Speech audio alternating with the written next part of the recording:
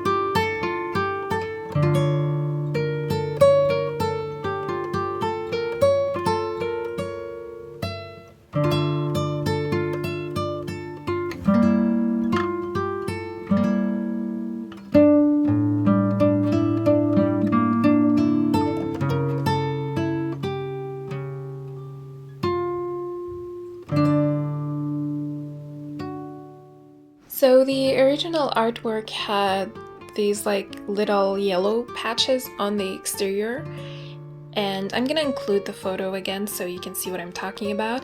And at the first glance, I thought there were some little like decals that were painted on the exterior of the build, but then I noticed that they're probably like some sort of cracks or like rundown walls.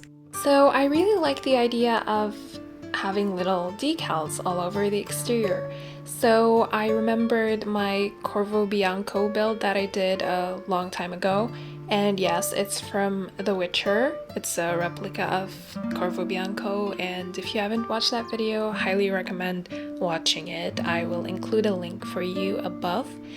And in that build, I basically got these rugs from Get Famous and rotated them with the T.O.O.L Mod and placed them on the exterior. So I thought I'd do that again here, and yeah, you can see these rugs all over the walls, and placing them took a very long time, but it was totally worth it. And I also used an extra like small rug from Paranormal. So if you want your build to have these exterior details, you're gonna need Get Famous mainly, and also Paranormal.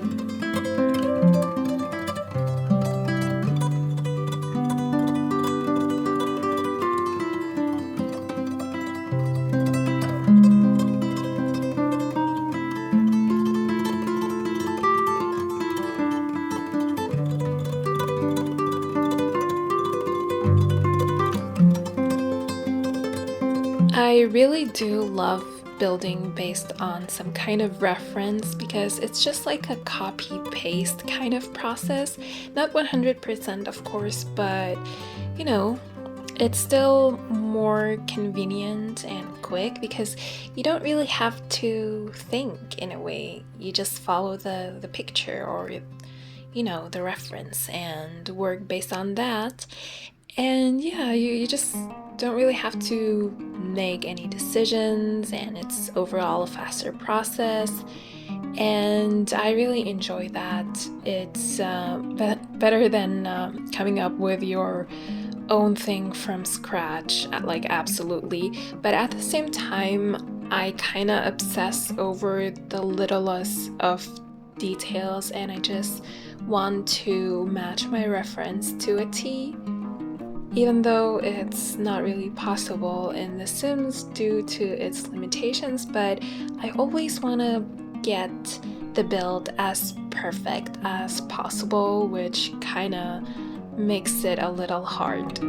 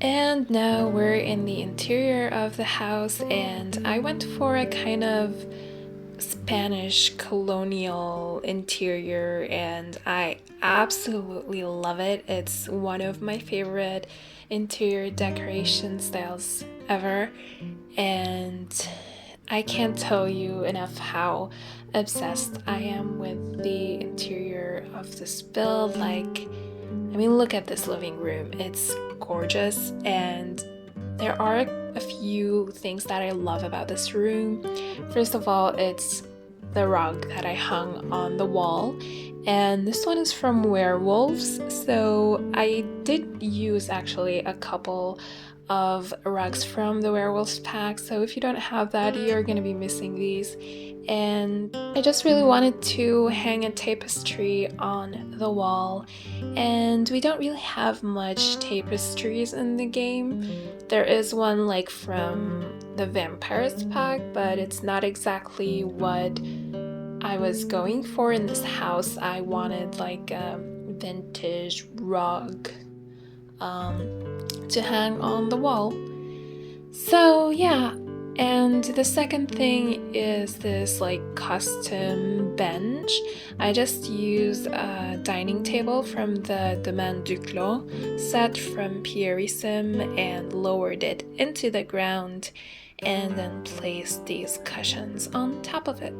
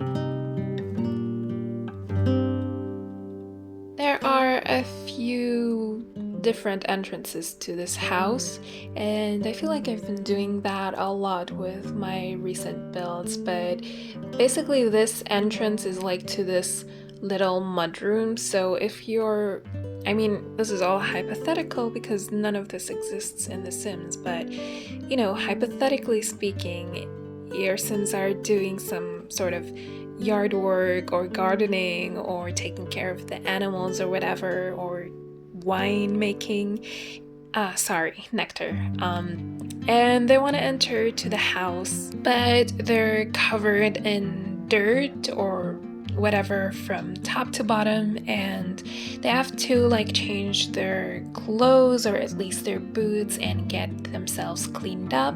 So they enter through the mudroom entrance, and that's where they can theoretically change and also take a shower because there is a bathroom there, or at least they can wash their hands because the sink is also there and it's right outside the bathroom, because it made more sense like that to me. And then the second entrance is to the living room, and it's where you would have your guests enter. It's basically the front door, and then I think there is a third entrance on the second floor through that wall balcony thing. Oh god, I don't even know what to call it, but I think you know what I'm talking about. And there is a fourth entrance through the kitchen, and I basically put that in later because I thought that if your Sims are emptying the trash, that it's easier for them to leave through a back door in the kitchen and find the garbage can right outside the door. So yes, you guys, I do always build, well, not always, I can't say this was the case before, but I think for the last year or so, I've been really thinking about the gameplay and the functionality of the house, and I just want it to be as a smooth experience as possible for you guys as well. So yeah, I always try to make things easier and faster for your Sims. I try to make the layouts make sense and make them more cohesive and connected. So yeah, you don't need to ask me if this is play tested, because of course it is. It's built for the purpose of being good for gameplay, and it's also thoroughly play tested. I always, again, not always, this wasn't the case before, but I can say confidently for my recent builds, I have tested everything, including the chairs and the sofas, which are necessary to playtest. And if there is something that isn't functional, it's because I left it like that on purpose, because it's not that necessary. Like if there are, let's say, 3 armchairs in the room and 2 of them are functional but 1 isn't, then I just tell myself it's okay, there are 2 other armchairs that are functional, so this one doesn't really need to be functional. So don't worry, my builds are completely functional, and if there is something that is not functional, I will mention it in the speed build.